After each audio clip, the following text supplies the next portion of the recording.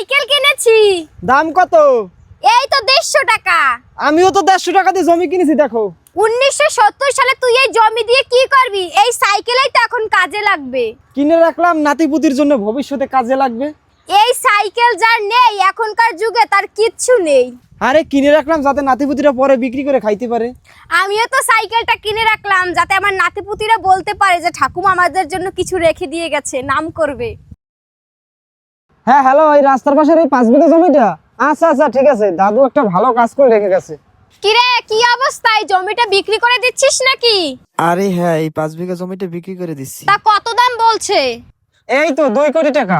তোর দাদু তো তোর জন্য একটা জমি রেখে গেছে, কত ভালোই না একটা কাজ করেছে। আর দেখ আমাকে আমার ঠাম্মি আমার জন্য একটা সাইকেল রেখে গেছে যেটার দাম এখন মানুষ 500 টাকায়ও দিচ্ছে না। হ্যাঁ, আমার দাদু আমার জন্য একটা ভালো কাজই করে গেছে। আর আমার ঠাম্মু তো একটা পাগল ছিল।